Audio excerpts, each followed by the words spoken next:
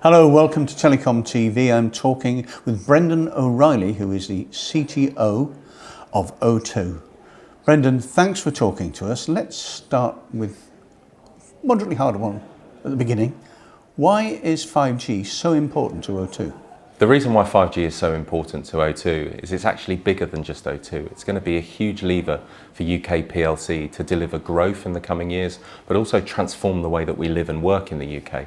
So for us at O2, it's an important part of our strategy moving forward, but it's bigger than just our company. It's actually about the value that we can deliver to UK PLC. So what were the challenges you faced or perhaps are still facing? So when it comes to delivering our 5G network, there are a number of challenges that we face day to day. Some of those are challenges we've faced in the past, like getting access to sites so that we can put our equipment on them. But broader than that, actually, one of the big challenges but opportunities that we face is how do we deliver real value from 5G? So for us as O2, we've been working extensively with businesses around the UK to see how we can use 5G in their transformation journeys to help deliver value, not just for us, but for them. Why did you choose to partner with Nokia? The reason why we chose Nokia as one of our partners for our 5G launch is they came across really well in the process that we ran, not just from a technology point of view, but a willingness to work with us on specific problems and challenges that we were facing as a UK business. So it wasn't just about the technology, it was more about the relationship that we'd built up over a number of years and their willingness to be flexible with us around how we deliver 5G in the UK. Having said that, let's look at the technology. What's your opinion of the technology that Nokia has supplied you with? Having launched 5G in October 2019, one of the points of differentiation for Nokia is the way that they've been able to stretch their technology way beyond what we talked about in our RFP process. And by that I mean we're getting speeds and we're getting capacity benefits that are way beyond what we actually talked about in the original RFP. So I think Nokia today are overperforming on where we thought they'd be. Now, part of that is technology and it's great, but I think the really important part is the way that we're working together as two organisations on a common outcome has really helped drive that forward. How would you describe your experience of the Nokia rollout and how is the network performing now?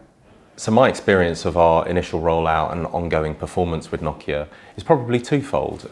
Like all rollouts, there are challenges. There are challenges around logistics, there are challenges around site availability, but working with Nokia together to be able to overcome those, to be able to adapt our processes so that we continue to deliver and kept to our outcome, which was launching 5G in October of 2019, has been really valuable to us.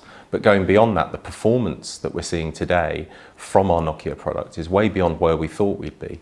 We're actually probably 3 to 4 months ahead from a performance point of view than what we initially planned for. So we're really pleased with the performance, but we're really excited about some of the products and services that will come in the next coming months. That's some of the improvements we're seeing through things like Massive MIMO, as well as some of the software features that Nokia have promised to deliver us in the coming months. Nokia have outperformed where we expected them to be, and we're really pleased with that performance.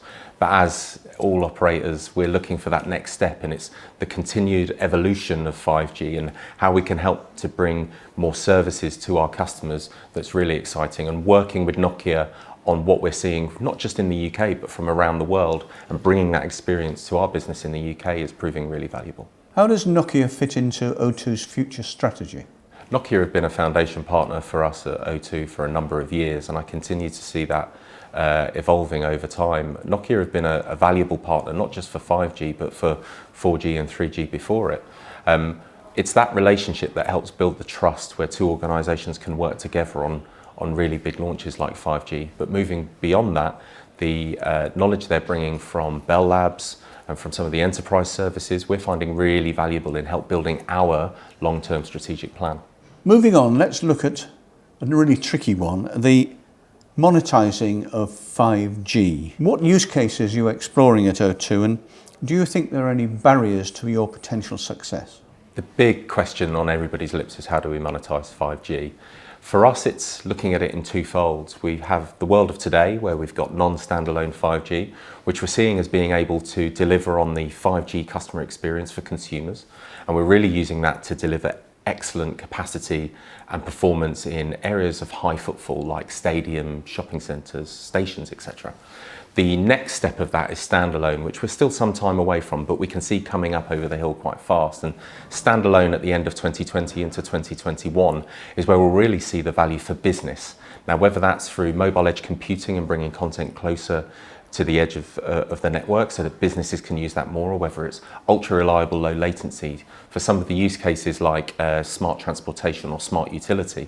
We're looking at a whole suite of those ideas with Nokia and with all of our partners. The challenge for all of the operators around the world is what's going to be the key use case at the key time. Our belief at O2 is there isn't just going to be one. We're going to have to evolve our thinking as 5G evolves, and we're really excited to explore a number of use cases with a number of partners, whether that's augmented reality, whether that's mobile gaming, or whether that's things like smart transportation and connected autonomous vehicles. We're excited to be part of a number of really high-profile trials that we think will help us define and drive the use case of tomorrow. You mentioned collaboration. How important is it within the industry, and how important is your collaboration with Nokia? Collaboration is the key word at O2 in terms of how we find that 5G use case and that 5G growth. Traditionally for mobile networks, we concentrated on coverage, capacity and capability, and working with a partner like Nokia, we could do that hand in glove with them. Collaboration is so important because it's not just going to be Nokia working with O2, it's going to be Nokia working with O2, working with the likes of Bosch or Mazak that helps drive those end-to-end use cases. So for us, the really vital component of our plan in the next coming months and years is how can we find those partners that we want to collaborate with, like Nokia, that will help drive 5G to the desired outcome that I think we all believe it can be and wish for. Brendan O'Reilly, thank you. Thank you.